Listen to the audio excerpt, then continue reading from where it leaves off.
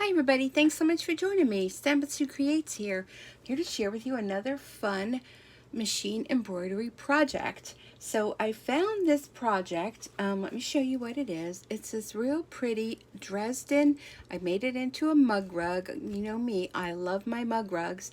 This is a free download from Creative Kiwi, which is creative with a K and Kiwi. And go ahead and check that website if you're into machine embroidery. She has a ton of freebie projects. So if you're brand new to machine embroidery, this is a great place to begin. Very quick stitch outs, very easy to follow. She has full directions. Some of the downloads, she even has a video, and it's a lot of fun. So I've been having so much fun making these, and I'm going to make one along with you today. But before we do that, I want to share something with you. I picked up a second machine. Oops, sorry. You can see it here. My lighting is in the way. Oh my goodness. It's one of those days. I picked up a second machine. This is by Brother. It's a PE770. It's a machine that someone else had owned. I saw it on Marketplace. It was a very good deal, very low stitch count, and she had upgraded to new machines. So I met her. She's a wonderful woman. Brought the machine home, and I'm just going to tell you, every machine has a learning curve. And I was very frustrated by this machine at first. All I kept getting was all sorts of bobbin problems. It was, they call it bird nests, where all the thread kind of bunches up together, jams the machine, won't let it work. I must have played with it for about 2 hours, trying everything that I know from my short time embroidering to try to fix it. And I was just frustrated. So I messaged her and asked her, did you ever have any problems? She said, no, no problems whatsoever. So I guess she kind of felt like I was like, that you know, how do you say this? Like that she must have felt I thought she was, you know, I was feeling like I was ripped off, which by no means did I feel that way. It was just frustrating, and because she hadn't used it in a while, you know, I don't know. So I actually told her I wanted my money back and I was returning it. So we were going to do that the following Saturday. But the more I thought about it, you know, how you sleep on something, you wake up the next day and you have a whole different attitude on things. And went, of course, jumped onto my Facebook groups that I belong to, and kept asking, what do you think is the problem? Well, I got from soup to nuts. So I guess I got what I asked for.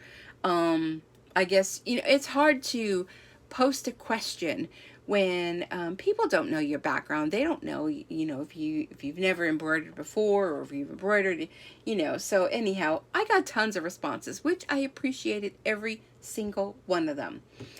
Someone told me I probably needed a new bobbin case.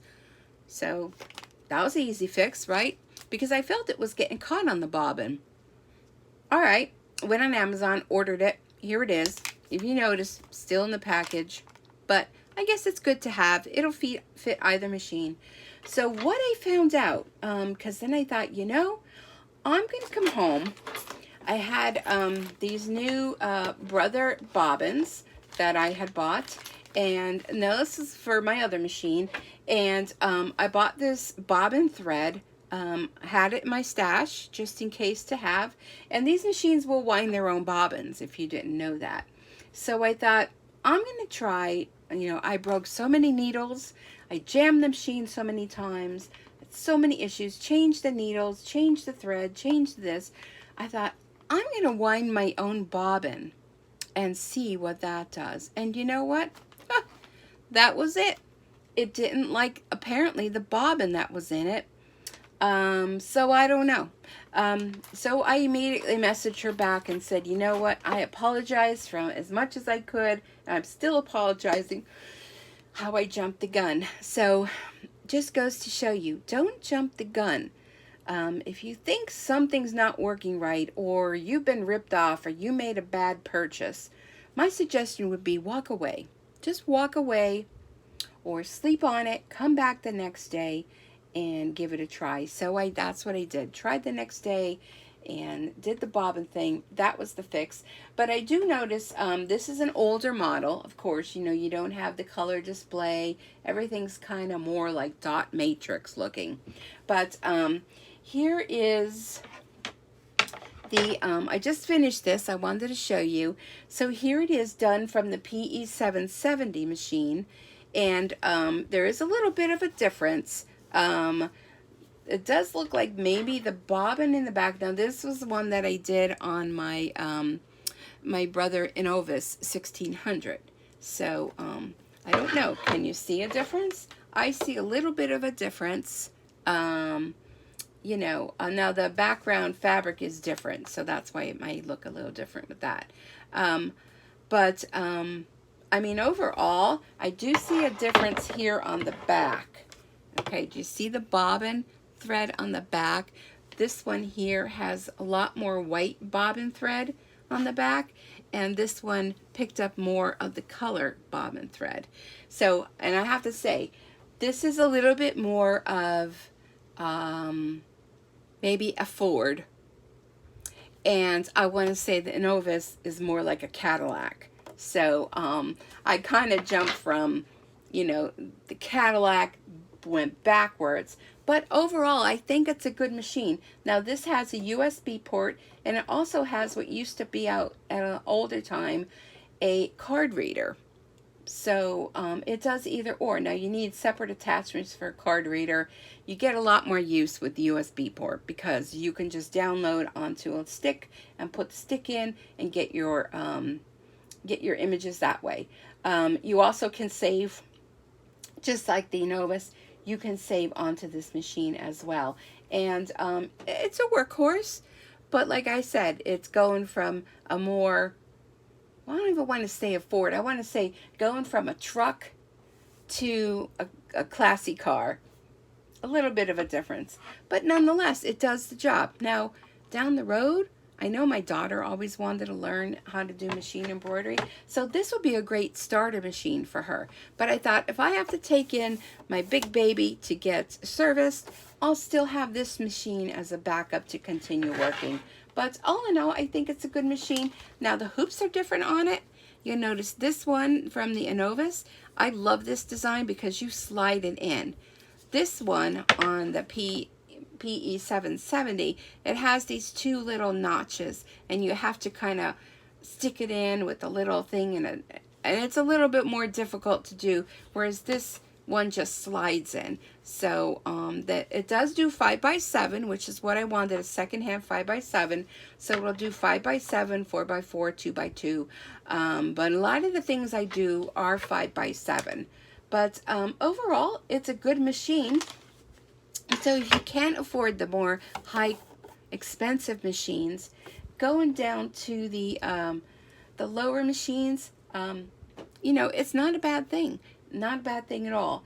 So, well, this I gibbered a little bit too much. So I think I'm going to stop this video, and I'm going to go ahead and do the second video where we're going to go ahead and do a stitch out of this real pretty Dresden mud rug, which you can do a lot more things with it too.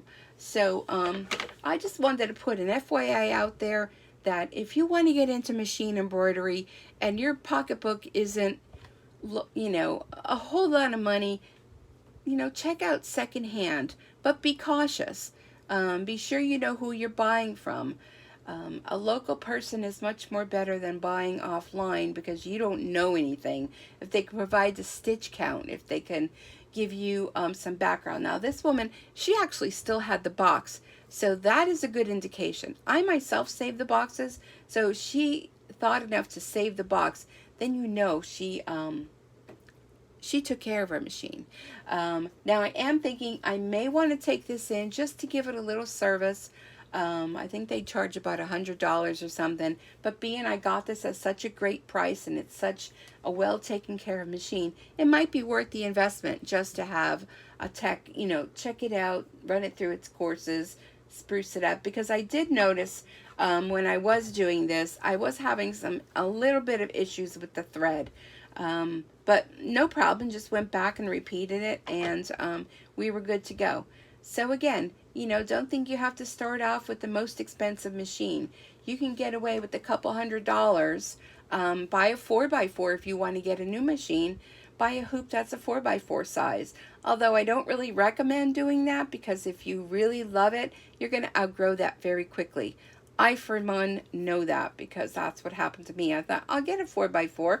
That's big enough. And 4x4 is basically, well, let me show you the hoop size. Here's the hoop size of a 4x4. Okay, so let me show you the difference. All right, so I'm not sure, this wouldn't even fit in there. But here's the 5x7 hoop. Here's the 4x4 hoop. So that'll give you a little bit of a, you know, difference as to show you the size you can do. Now your design for 4x4 has to be less than 4x4. There are a lot of designs out there that will fit the 4x4, but a lot of the more advanced, not even really more advanced, a lot of the other projects are done in a 5x7, which is very substantial. Now my Innovis will go up to a 6x10, which comes in handy because if you're doing bigger projects, you have a lot more larger hoop space. So do what's you. I mean, do what you can afford. Purchase a machine that has the largest hoop size you can afford, even if it's secondhand, but do your homework. Do your homework, do your research, check it out, check YouTube, lots of videos on there, talk with friends, join some Facebook groups, and you'll find what's right for you. So anyway, I hope this was a little bit informative for you, and be sure to subscribe and hit the thumbs up button. Leave me a comment if you have any questions. I'll try to answer them if I can. And come on back here soon, because we're going to do a stitch out. All right, everyone, have a great day. We'll see you back here again real soon. Bye-bye for now.